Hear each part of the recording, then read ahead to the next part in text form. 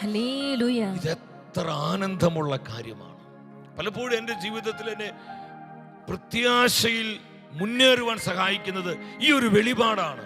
കർത്താവെല്ലാം അറിയുന്നു, കർത്താവെല്ലാം അറിയുന്നു. നിന്റെ പ്രവർത്തികൾ എന്താണ്? ഇത് പോസിറ്റീവാണ്, ഇത് നെഗറ്റീവ് മെസ്സേജ് അല്ല. നെഗറ്റീവായ കാര്യങ്ങളും നല്ലതും ചീത്തയും ഒരുപോലെ കർത്താവ് അറിയുന്നുണ്ട്.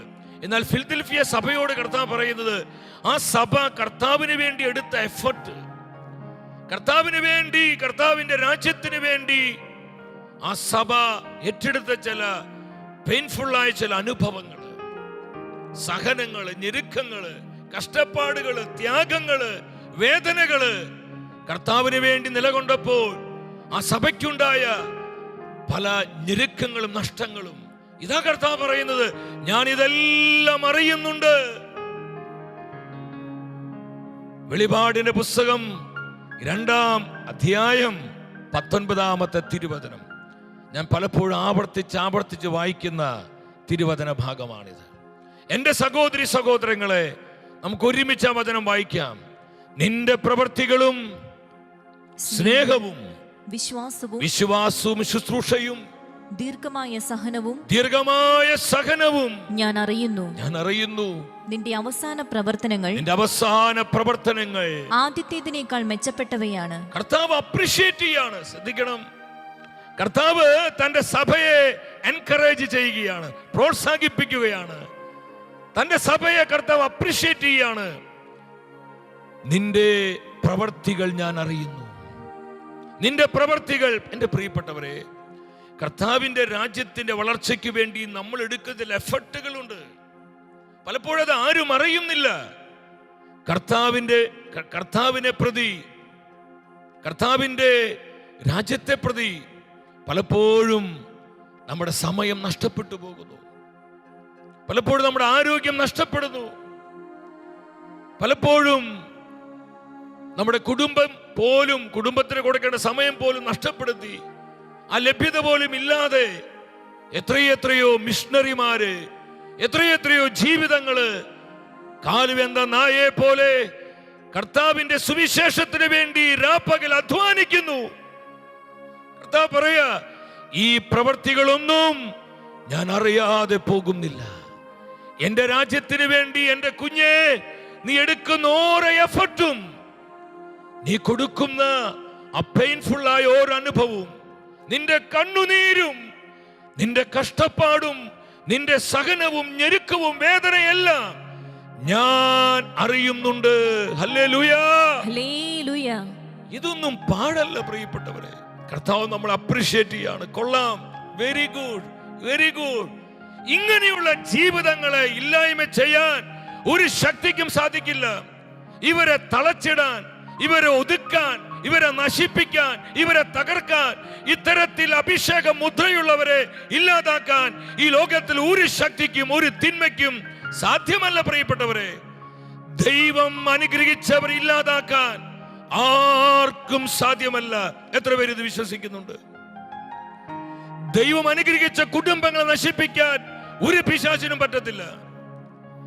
ദൈവം അനുഗ്രഹിച്ച മിനിസ്ട്രികളെ ഇല്ലാതാക്കാൻ, അത് പരദൂഷണം പറഞ്ഞോ, ഏഷണികൾ പറഞ്ഞോ, അപവാദങ്ങൾ പറഞ്ഞു വരുത്തിയോ, എങ്ങനെ വേണമെങ്കിലും ഏത് രീതിയിലാണെങ്കിലും അത്തരം മിനിസ്ട്രികളെ തകർക്കാൻ ആരെങ്കിലും പരിശ്രമിക്കുന്നുണ്ടെങ്കിൽ എന്റെ സഹോദരി സഹോദര, നീ വെറുതെ സമയം കളയാണ്. നീ വെറുതെ സമയം കളയാ. ദൈവം അനുഗ്രഹിച്ച മിനിസ്ട്രികളെ തകർക്കാൻ ഒരു തിന്മയ്ക്കും സാധിക്കില്ല. ദൈവത്തിന്റെ അനുഗ്രഹത്തിന്റെ മുദ്രയുള്ള അഭിഷിക്തരെ, കർത്താവിന്റെ മിനിസ്റ്റേഴ്സിനെ, കർത്താവിന്റെ യുവജനങ്ങളെ, കർത്താവിന്റെ ദമ്പതിമാരെ ഇല്ലായ്മ ചെയ്യാൻ ഒരു അന്ധകാരാധിപത്യത്തിനും സാധ്യമല്ല. ദൈവം തന്നെ വിചാരിക്കണം, ദൈവം തന്നെ വിചാരിക്കണം. അതാണ് ഇവിടെ പറയുന്നത്, ഞാൻ നിന്റെ പ്രവർത്തികൾ അറിയുന്നു. പലപ്പോഴും നമുക്ക് ചിലപ്പോൾ സങ്കടമൊക്കെ വരില്ലേ? എനിക്ക് പലപ്പോഴൊക്കെ വന്നിട്ടുണ്ട്. നമ്മളിങ്ങനെ രാപ്പകൽ അധ്വാനിക്കുമ്പോൾ, രാവ് പകലാക്കി ചങ്ക് പറിച്ച് വേദനയോടെ കഷ്ടപ്പെട്ട് കർത്താവിനായി നമ്മൾ അധ്വാനിക്കുമ്പോൾ, കർത്താവിന്റെ സുവിശേഷത്തിന് വേണ്ടി, ആത്മാക്കളുടെ രക്ഷയ്ക്ക് വേണ്ടിയൊക്കെ ഇവാഞ്ചലൈസേഷൻ ഒക്കെയായി നമ്മൾ പ്രവർത്തിക്കുമ്പോൾ പലപ്പോഴും അത് മറ്റുള്ളവർ അതുപോലെ അറിയണമെന്നില്ല. വിഷമിക്കണ്ട. അപ്പൊ മറ്റുള്ളവർ ചിലപ്പോൾ നല്ല വാക്ക് പറഞ്ഞു എന്ന് വരില്ല. ചിലപ്പോൾ കൂടെ നിൽക്കുന്നവരാകാം, ചിലപ്പോൾ അധികാരികളാകാം, നമ്മുടെ പ്രിയപ്പെട്ടവരാകാം, സഹപ്രവർത്തകരാകാം. നമ്മൾ അധികം പ്രതീക്ഷിക്കേണ്ട. പലപ്പോഴും നമ്മുടെ മനസ്സ് മടുക്കുന്ന വിധത്തിൽ ചില അനുഭവങ്ങളൊക്കെ ഉണ്ടാകാം. സങ്കടപ്പെടേണ്ട. കർത്താവ് വചനത്തിലൂടെ നമ്മെ ഉണർത്തുകയാണ്, ഞാനതറിയുന്നുണ്ട് മകനെ, മകളെ. എന്റെ രാജ്യത്തിന്റെ കെട്ടുപണിക്ക് വേണ്ടി നീ കൊടുക്കുന്ന വിലയാ, നീ കൊടുക്കുന്ന നിന്റെ കമ്മിറ്റ്മെന്റ്, നിന്റെ ത്യാഗം, സഹനം, ഞെരുക്കം, കണ്ണുനീര്, ഇതെല്ലാം ഞാൻ അറിയുന്നുണ്ട്. മത്തായിയുടെ സുവിശേഷം 10-ാം അധ്യായം 39-ാം വചനത്തിലൂടെ ഇത് കൂടുതൽ ഒരു ക്ലാരിറ്റി പരിശുദ്ധാത്മ തരിക. ദൈവത്തിന്റെ ആത്മാവ് ഇപ്പോൾ എൻ്റെ ഉള്ളിൽ പ്രേരണ തരികയാണ്. പലരും ഒരു മടുപ്പിൽ പലരായിരിപ്പുണ്ട്. ചിലപ്പോൾ കുടുംബജീവിതത്തിലും വ്യക്തി ജീവിതത്തിലും ശുശ്രൂഷകളിലും ചിലപ്പോൾ പല തൊഴിൽ മേഖലകളിലാകാം മടുപ്പ് അനുഭവിക്കുന്നവരെ.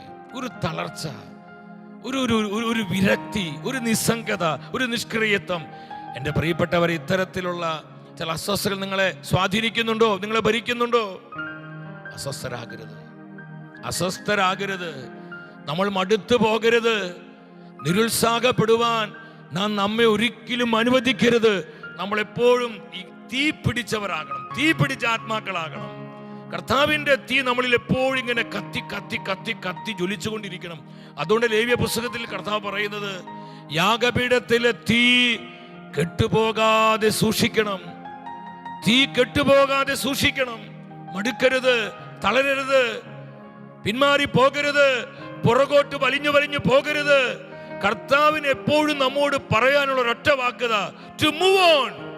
മുൻപിലേക്ക് പോവുക, മുൻപോട്ട് പോവുക, പിന്നിലോട്ടല്ല പോകേണ്ടത്.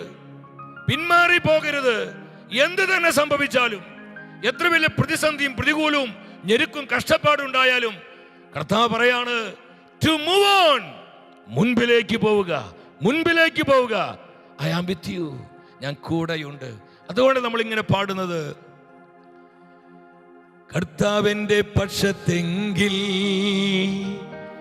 ആരെനിക്ക് എതിരു നിൽക്കും? കർത്താവിന്റെ കരം പിടിച്ചേ